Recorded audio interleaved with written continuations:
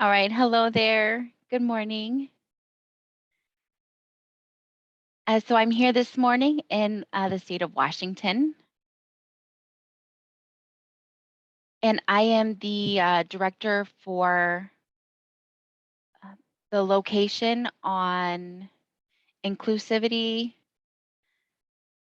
and emergency preparedness for the state of Washington and at the Independent Living Center. So we do a statewide counseling group that really focuses on three things: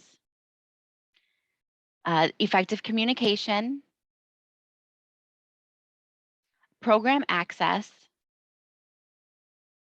and physical access. Regarding to any access that is needed before, during, and after a disaster.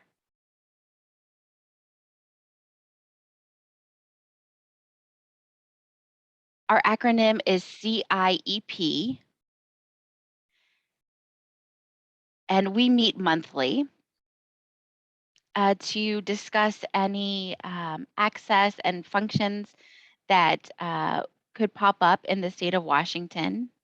And we have about 20 to 30 people who meet with us. We meet via Zoom. And during a catastrophe or during a season such as a catastrophe season, we meet more often. About 2 years ago, once COVID started, we had those meetings, and then also coinciding with the wildfire season. Um, and then any other catastrophe that pops up, we gather more often. We do get our information from the American Red Cross, and they manage getting people out of that situation when they need to escape a catastrophe. And they help with whatever is needed to be able to accomplish that. And they let us know if we need to improve. For example, if someone lost a house or if someone lost their wheelchair, the Red Cross will get a hold of us and we will search for resources and replacements, for example, like that wheelchair, and they will use the SIL in the area. That SIL will then go ahead and help them regarding housing or whatever need that the client has. And so we work with them for that. We do address different issues as well. If someone needs a hospital bed, we search and find and accommodate that. So we really advocate and stand up with them to have good relations. And we have a good emergency management team here in the state of Washington. And we have several different people that we contact. The LEP, limited access provision, the FT6, it's under the mass care program, that plan. And we just make sure that statewide that there is supportive services in place, such as the AFN. So as needs arise, also this program is funded by the Department of Health in the state of Washington, and we work closely with the health department, especially during this season of COVID. So that is our program in a nutshell, and we just discuss any of those accessible needs. If anything is missing, we coordinate together within the state of Washington to make sure that there is access. So that has just been what we have been doing. And that's really it for now. Thank you, Jim. Next up is Mel.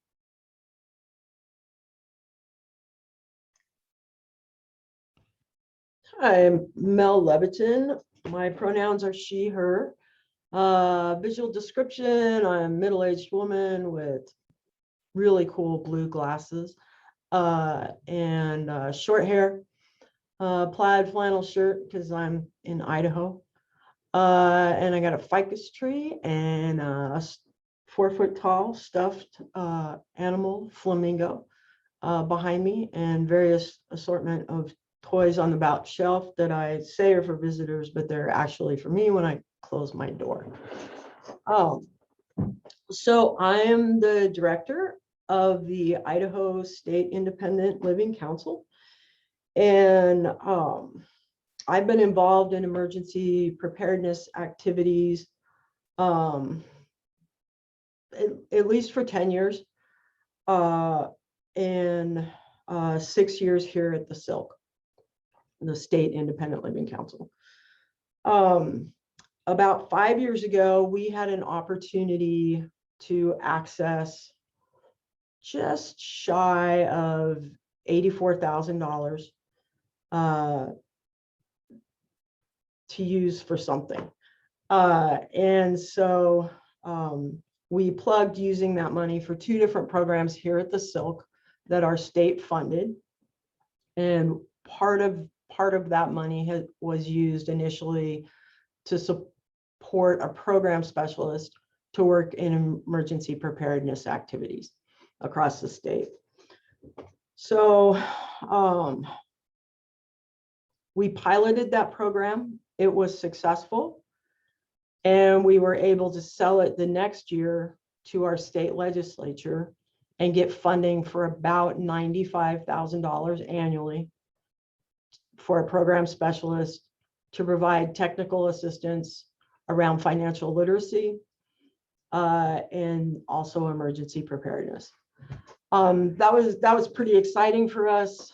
We are within the state, so we are a state entity.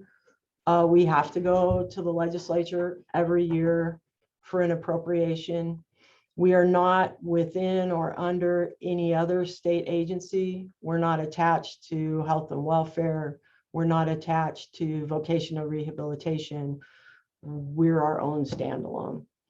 So every year we've been successful in getting funding for this program.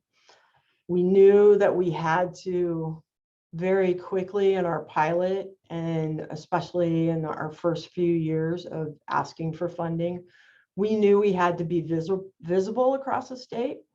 We knew that our legislators needed to know who we were and what we were doing, and communities needed to know what we were doing and how we were doing it.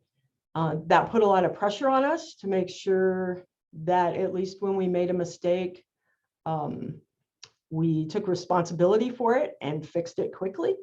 So it required a lot of really quick thinking at times, especially when there was an emergency, right? Because that's the last time you want to screw up. When you do, you need to fix it quickly. So early on in our process, we knew that just like about every other thing that we do, we needed to build relationships, right? We needed to build relationships with the legislature who provide the funding for our activities.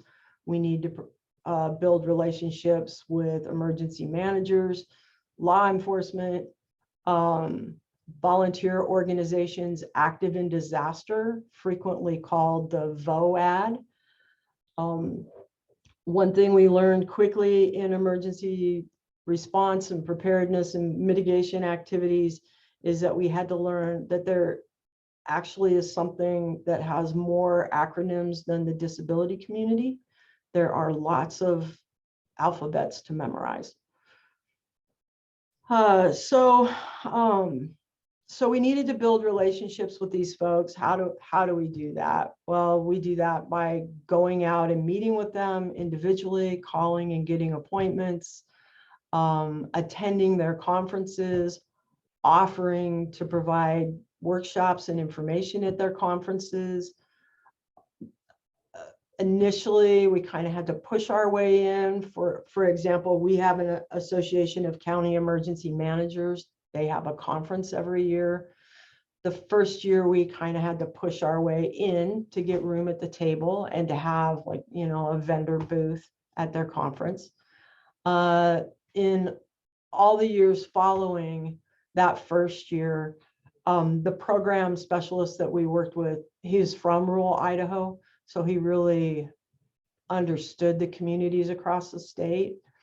He did a great job of building those relationships. And so every year since, we've been invited to come back to present workshops and give them additional information about the disability community and the resources that the Centers for Independent Living specifically offer across the state.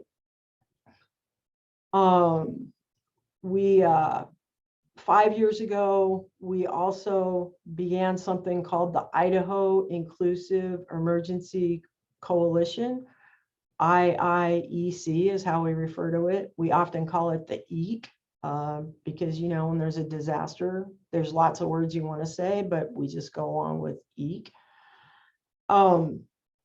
That project, so we began meeting, I think, every other month. It includes people with disabilities, some emergency managers. It now includes people from FEMA, the disability integration specialists. Three meaning, Mel. Thanks.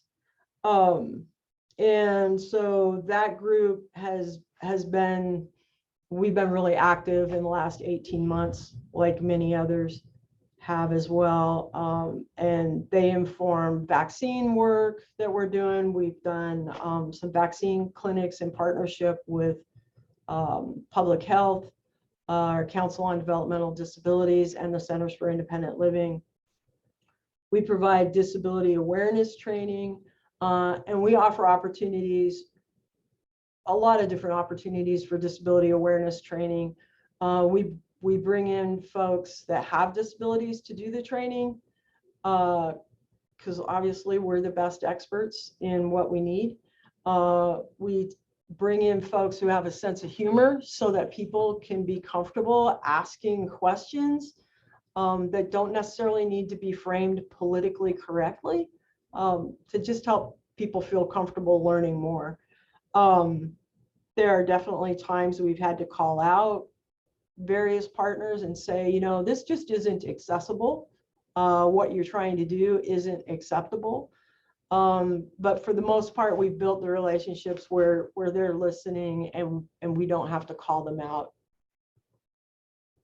right in the middle of a crisis, right? We can have those conversations ahead of time. So we've been lucky.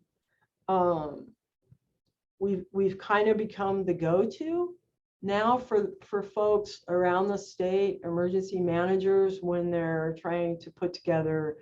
We don't do a lot of sheltering in Idaho, but we do have fires and we have flooding after fires, and helping them connect with the various organizations who can get things in a shelter or can help folks get things like shower benches if they're having to stay with family, or even connect them to supports.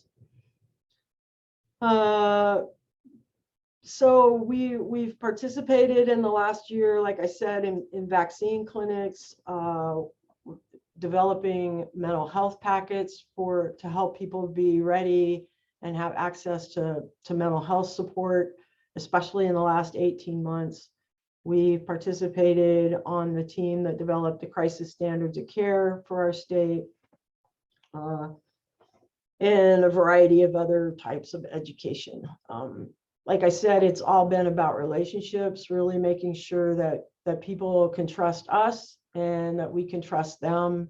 And, you know, that works to varying degrees across the state, but the only way to make it better is to keep at it. Thanks. Thank you, Mel. Next up is Beth.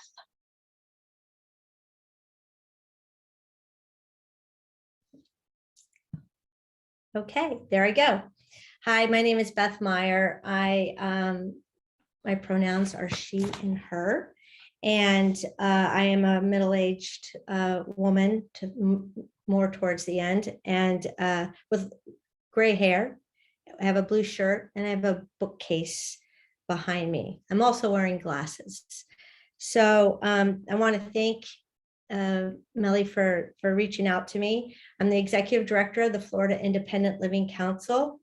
And of course, Florida has a lot of opportunities to address some of the systemic challenges and barriers here during an emergency. And so I'm going to just quickly go to where we started. I've only been here a few years, but I've been in the IL network for a very long time. So after Hurricane Michael came through here, I think in 2018, and it literally was a Cat 5 direct hit to Panama City. And it was, when we went to bed, it was a Cat 3, and usually they just stay there. And when we woke up, it was a Cat 5. Therefore, it was devastating. We weren't really expecting it, and people had kind of lowered we have hurricanes all the time through hurricane season. So that Cat 5 has still really has flattened. Most of like Mexico Beach is gone, that area, and Panama City was a direct hit. Our SIL was hit. The VR offices were hit. And so we couldn't even reach our SIL in Panama City to find out if they were okay and how we could help. So we got in a satellite phone because during emergencies at this organization, this SILC, we hold daily calls. They're morning calls, and we regroup to see where people were moved to, where DME needs to be moved to, and how the other SILs can assist the impacted area. And I have to say, very proud of the IL network here. We work very closely together on this. When we got the satellite phone in there, we found it out just how dire the need was. And we worked sometimes with our national partners, but then really got reached out to the consumers. And the FILC itself didn't reach out to the consumers, but the IL network as a kind of family did. So other SILs would pick up the slack and make sure that services were continued in that area. So I was using, as the executive director of FILC, the template that was given to us, or the letter from ACL that basically said, hey, you can hold these platforms, these communication platforms. So we took that to heart.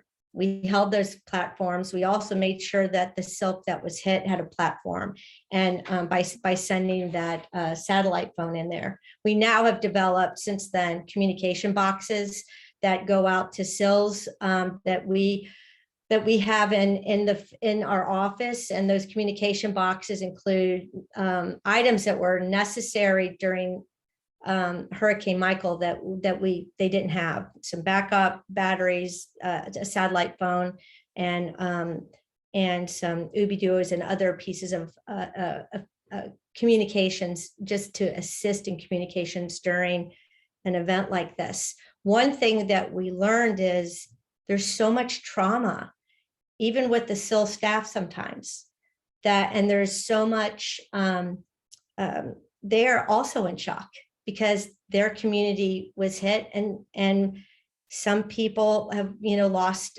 our executive director didn't have a roof on his home, and they have their own family trauma. So we really wanted to make sure that the communication and effective communication was as simple as possible. We didn't get into a lot of details. So a lot of this stuff has to be set up prior to dealing with a storm or some type of disaster, like the terrible fires out west. So we really kind of work together. Other SILs will share consumer information to ensure that those consumers are checked on. So they have partner SILs that they work closely with. And that's just to make sure that consumers are okay.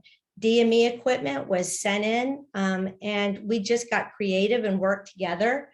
But Hurricane Michael really set the standard and set the bar of ensuring that we had partners, MOUs or contracts with interpreter services, that you knew who your ADA coordinator was, who was responsible for making sure that you received, that they were relying on their Center for Independent Living to ensure that there was communications.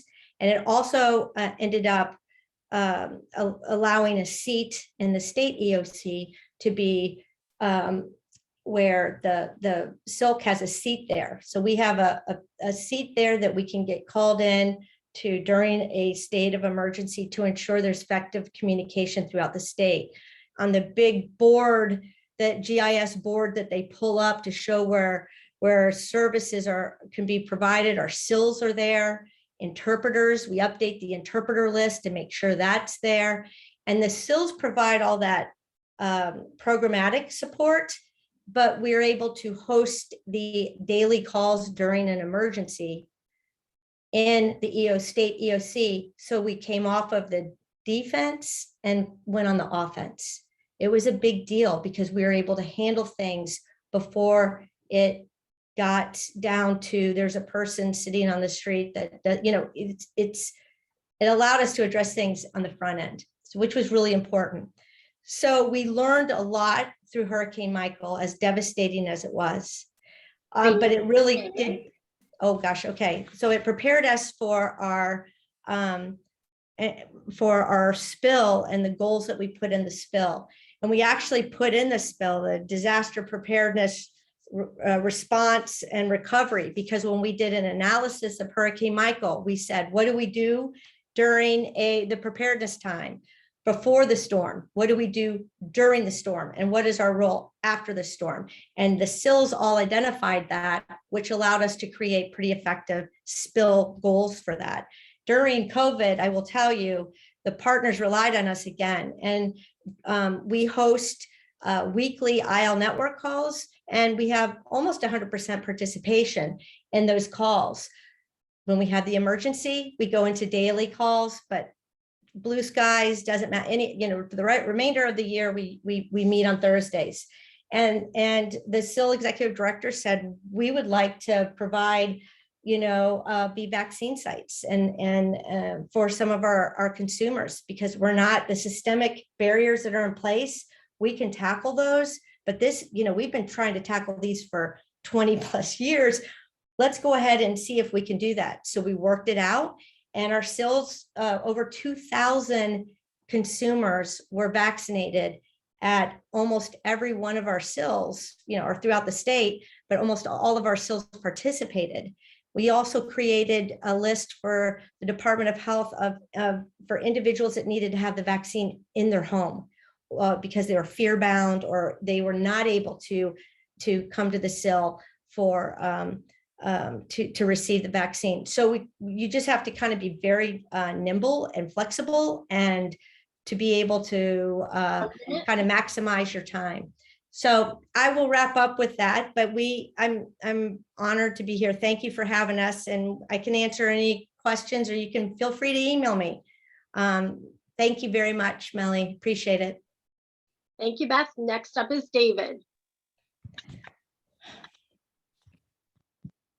Well, I'm doing my screen now. Do my video on it, right? You see me? No.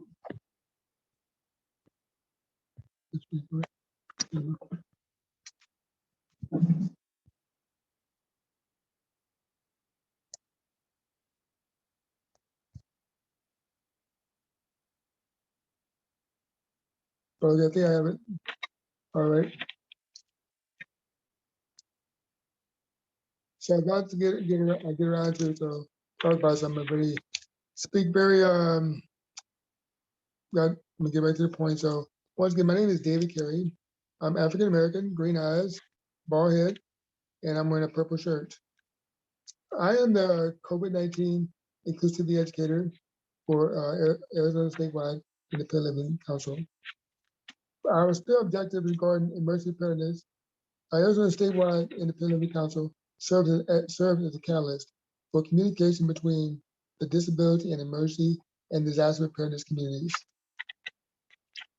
Still indicators, AZ-SILC Emergency Preparedness Committee, which includes a variety of members from across Arizona, convened to advance collective efforts related to both individual and community disaster preparedness. AZ-SILC provided information to the Arizona Department of Health Services in regard to emergency preparedness needs for Arizonans who have disabilities.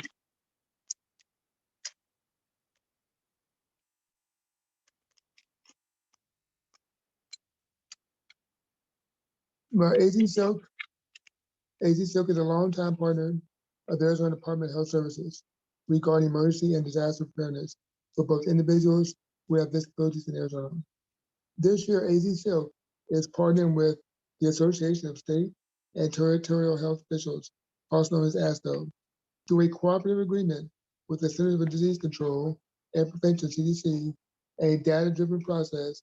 ASTO identified 15 jurisdictions to receive 18 months of funding for a dedicated staff person, and I was hired by AZ-SILC when Arizona was selected as a jurisdiction.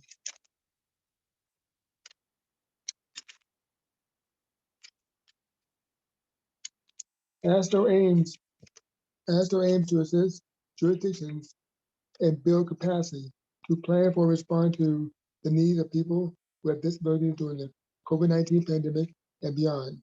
As COVID-19 has both created and spotlighted many barriers to health equity for people who have disabilities.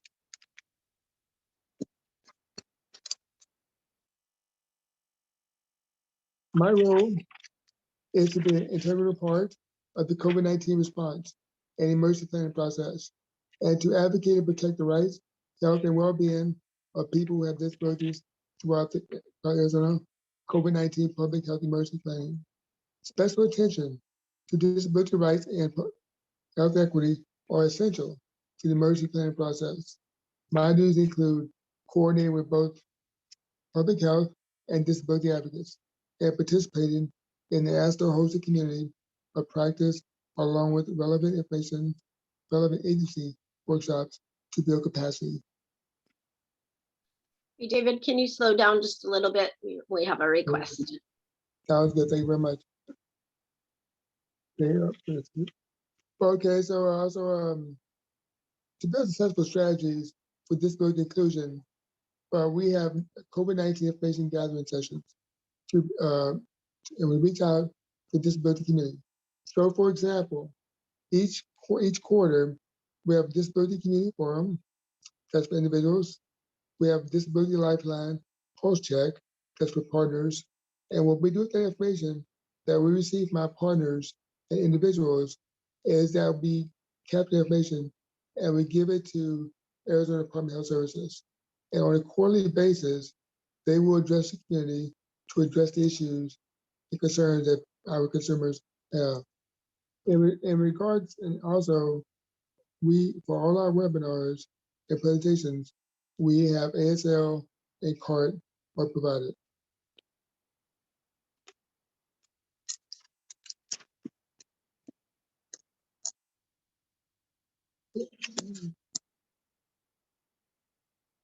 Also, AZ-SILC has partnered with local agencies to provide vaccinations to the disability community. We have selected sites. Sites must be accessible both structurally and by transit. So that includes dollar ride, buses, light rail, etc. The bathrooms and ramps, etc. must be accessible. Provided vaccine navigators to assist individuals with vaccine registration.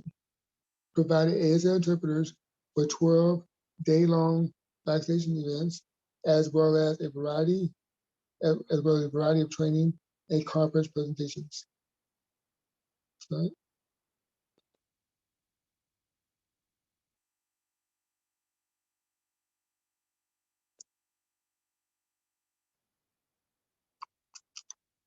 Let me drink there, sorry about that. AZ-SILC sponsors monthly candid conversations by and for people with disabilities, focusing on a different emergency preparedness topic each month. The sessions promote discussion and interaction and have included a variety of topics, including traumatic brain injury, deaf or hard of hearing, social isolation, and assistive technology. Next slide.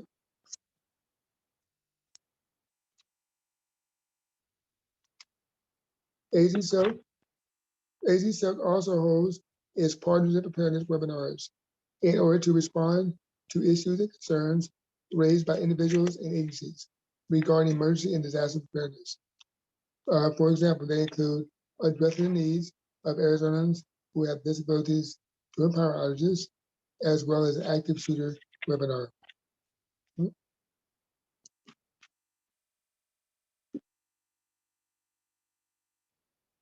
We are also part of Access and Functional Needs Task Force. In 2011, AZ SILC was asked to help develop and coordinate the Arizona Access and Functional Needs Task Force, whose mission is to advocate for the Arizona disability and access and functional needs community in preparing for, responding to, and recovering from emergencies and disasters. The task force has always included representation from local public health and emergency management, the Department of Homeland Security, the Arizona Division of Emergency Management, and a variety of disability entities, 3 minutes remaining. Thank you, including Arizona Center for Disability Law and AZ SILC.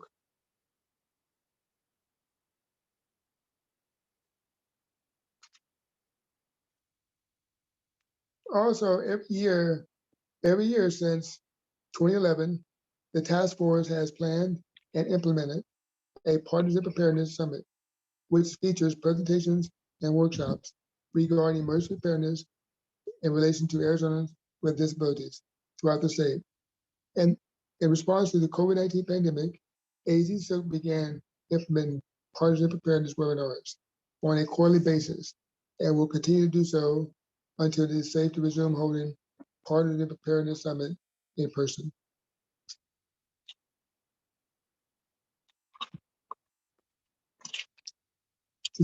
Also more successful strategies for disability inclusion. Provided personal protective equipment, PPE, to local and state partners. Partner with local and state agencies to provide up-to-date information and resources to people with disabilities.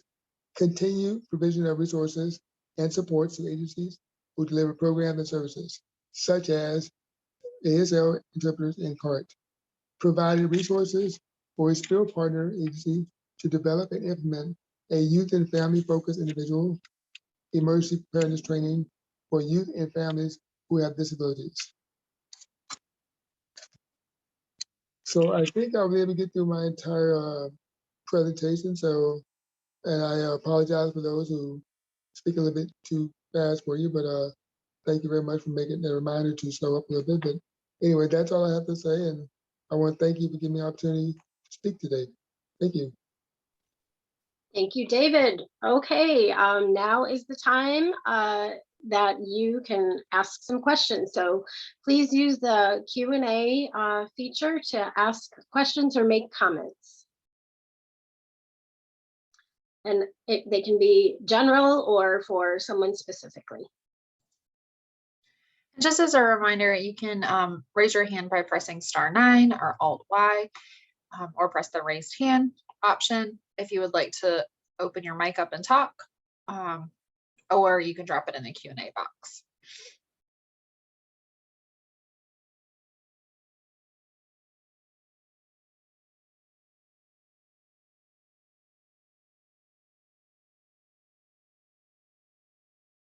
I'm not seeing anything else, so if any of the presenters want to add anything, please pop on and do so.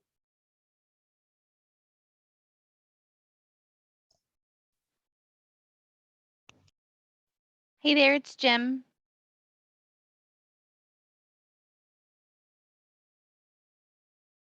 So hi again. Yes, it's Jim House here.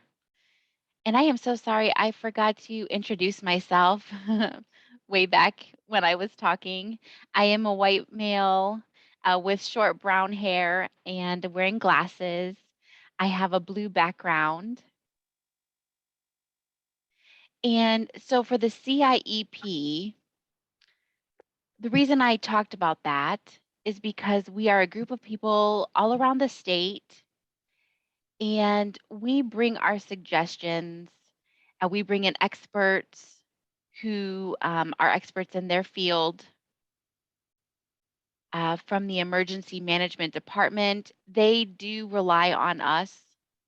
And so we are involved with it's CAS or CASITA.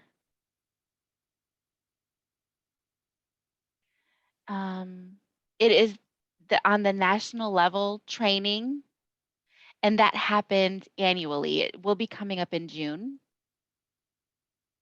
And that really focuses on two different things. The transportation and mass care. With that transportation, we look to see if there are any impacts on evacuating from any danger, which roads would be open, which are closed. For example, if there was an earthquake, a 9.0 earthquake, and then regarding the mass care, we focus on the access that is needed because many people are in need. And so people who have disabilities, we help them from the beginning to the end. So back to Beth.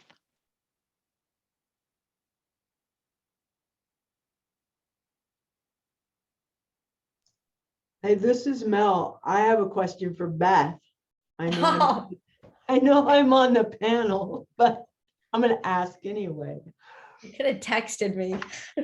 No, I'd rather ask here. Okay. You know, one of the things that we have trouble with in our state, so we don't have disasters on the scale that you have. We have the potential for that, but it's like one of those things that's out there going to happen someday. And one of the things that we struggle with somewhat here is, you know, so much of our lives are life and death for people with disabilities anyway, right?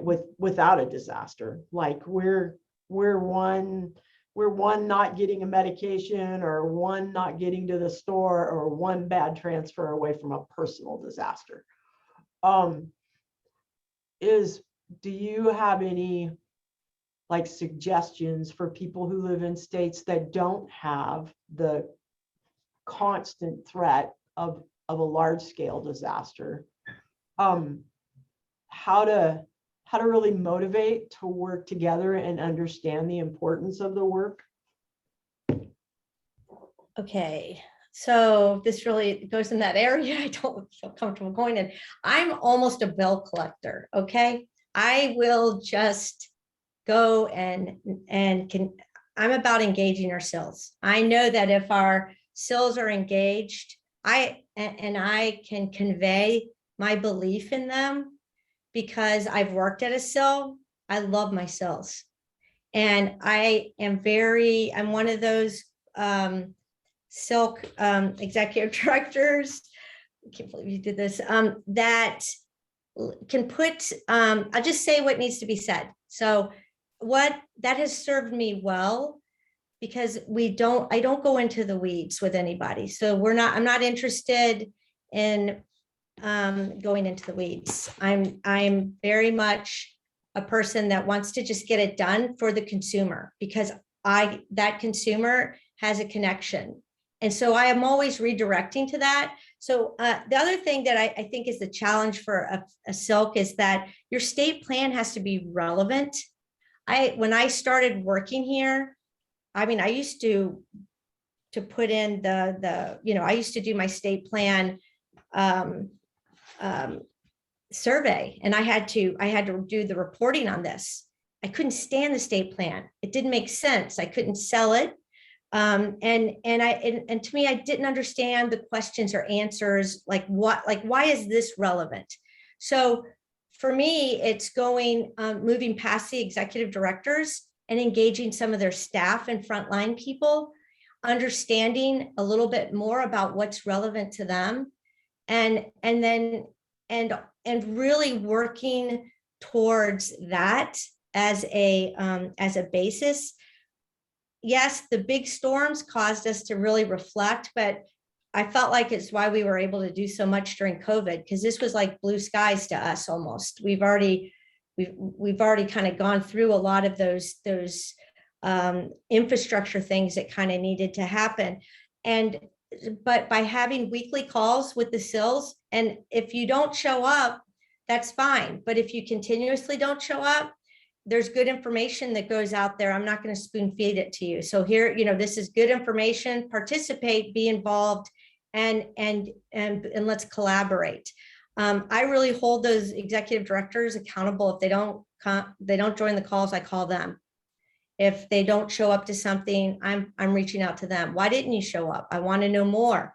Like what do we need to do to be relevant to you? So I just am kind of that type of person. And I think that it has served me well. You really got to connect with the SILs. We hold the weekly meetings. If no one shows up, nobody shows up.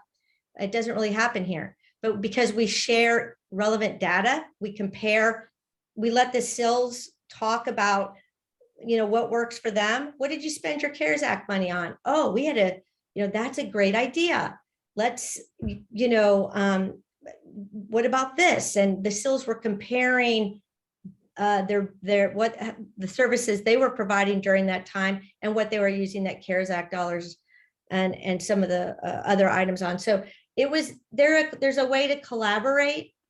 And if you can just get everyone to the table, that's the really important thing. And you have to demand everyone comes to the table a little bit. And I know that we're not allowed to do that. So, but we can say, hey, you've got to be at the table. You could bring a lot of expertise, and then go to staff and host things that their staff are doing. And just really get everybody connected. It's an awkward way to answer that question, Mel, but that's, I think, the best I can do. Thank you, Beth. If we have time, can I ask a question of Mel? This is David Carey. Go ahead, David. Mel, you mentioned the crisis standard of care that you guys were engaged in. It's kind of open-ended question, I guess, is what kind of things you guys do, and how are you involved? And can you give a little more information on that crisis standard of care that you guys were involved in?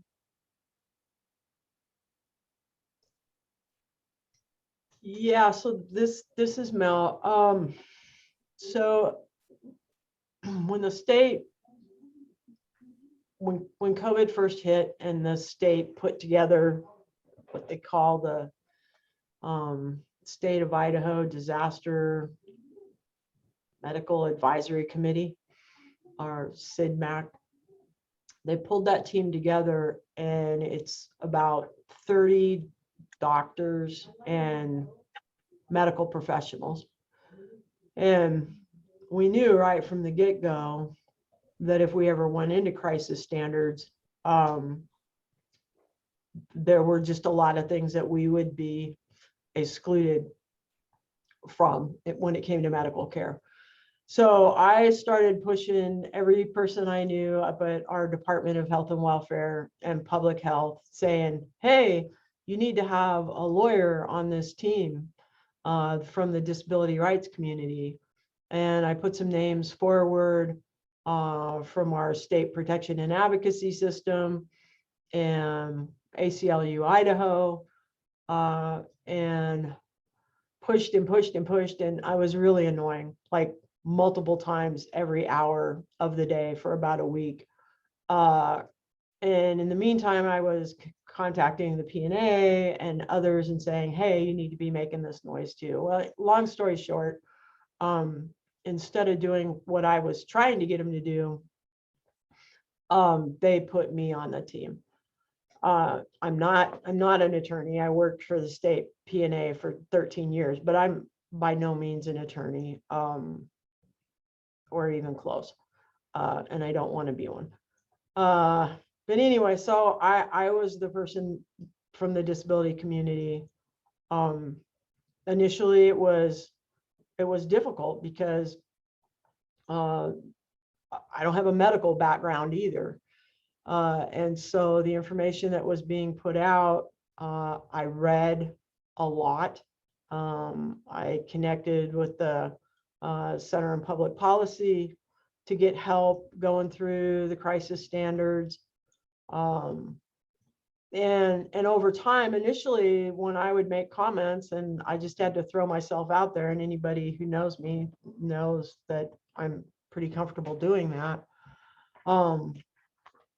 You know, when I didn't understand something, I questioned it. When I disagreed, I said so. I gave them real life examples of, you know, friends who are on vents or use BiPAP, the concerns about going to the hospital. And, you know, initially those concerns were around, you know, our ventilators being taken from people with disabilities who came in with their own. So over the course of time, it was able to have our input and really build relationships. It's actually, I think, relationships that are going to serve us well going into the future with these medical professionals that run emergency departments and ICUs and, you know, just our larger medical facilities. So that's been really, really great. You know, our crisis standards weren't all that. We still had the ageism, and that had to be addressed through a lawsuit filed by Justice in Aging. It will be adjusted.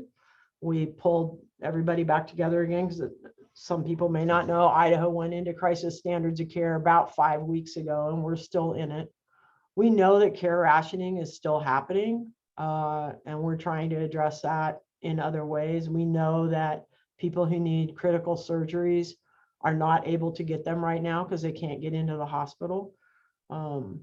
So it's about so much more. And the other thing I think a lot of people don't understand, at least here in Idaho, is the crisis standards are an advisory. Many facilities have their own set of crisis standards. So I would recommend for any state that if there's a hospital you're concerned about, you look at their crisis standards, because that's what they're going by, not necessarily the state's advisory.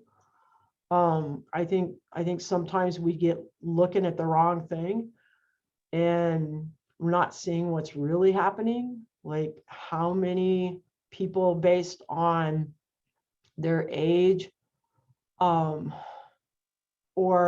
disability are not even getting to go to the hospital. Instead, they essentially get palliative or hospice care and never even get to the hospital to get evaluated. For us, that's really the next issue, or the current issue in our state, is because we are in crisis standards. Anybody who has a do not resuscitate order for whatever reason isn't even going to get to the hospital if they get COVID. And that's really, and the person who pointed that out to me is actually a medical director at a regional hospital in the eastern side of our state. So it didn't even come from the disability community. And that's really worrisome to me. And I just have been trying to get information from our Department of Health and Welfare and Public Health. And it's like so much of the other data around disability, the data is not collected. Nobody knows what those numbers are. So a lot of times I think we focus on the one thing that grabs the media's attention, such as crisis standards. And of course, we want that to be as equitable as possible. Of course, we want that. But what are all the things happening before a person even gets an opportunity to go out hospital. So for anybody who's lived in or visited a nursing home, you know that they have a medical director, and that's the person that signs off on orders. That medical director is often an administrator. They're a doctor, but they're an administrator. They have no experience treating COVID, yet they're making a decision that someone is going to get palliative care and never get to the hospital to be evaluated by doctors who have been working around COVID for the last 18 months. And to me, that's where we need to be throwing our energy. Sorry, that probably doesn't answer what you asked me, David, but. No, I was just curious how it went because I know you guys have been in a crisis center of care for a few weeks now. And when you mentioned it, it kind of got my attention because I was kind of curious to see how you went about doing that and what some of the things that, when it comes to, I think I have a meeting next month coming up with something with crisis center of care. So I just kind of want to get some tips and things you may have looked at that, going into the future, and when it comes up, I will know what to look at and some of the questions to ask. Those in the room. So that was great. Thank you very much. And this is Mel again. David, I'd be happy to, and anybody else, I'd be happy to let you know the resources that I looked at and the folks I talked to. Again, I am by no means an expert in medicine or civil rights law, but it really helped to fall on some other folks who were those experts and really talk through some of the things I had questions about. Okay, and I have your email, so I will send you an email and see if you have those resources. Thank you. Yep. Okay, this is Melly. We do have one question. Do any of you have any suggestions to encourage IL network collaboration when there is resistance from some to play? Who would like to answer that, please?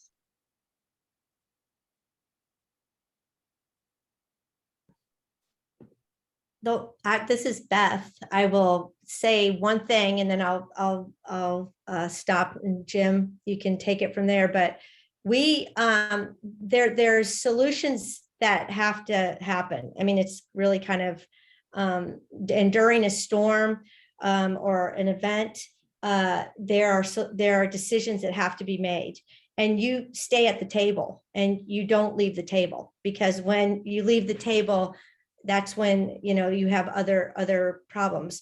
A lot of times what we saw during COVID is Department of Health pushing this ridiculous PCA signature thing that they had to have signed in order to get their PCA a vaccine when you came to a SIL to get your COVID shots. Well, if they have this mandatory paper that had to be signed, and yet they send no one to collect it, we're not using the mandatory paper. It's not our responsibility to collect it. And so they kind of, sometimes there's a little stumble on their own systemic barriers that we experience. So it's really sometimes just not giving up and just pushing through and being able to be at a table that really nobody wants you at, and then convincing them why you need to be there, because the opportunity will present itself, and you just have to be able to go ahead and stay at the table. That would, Jim?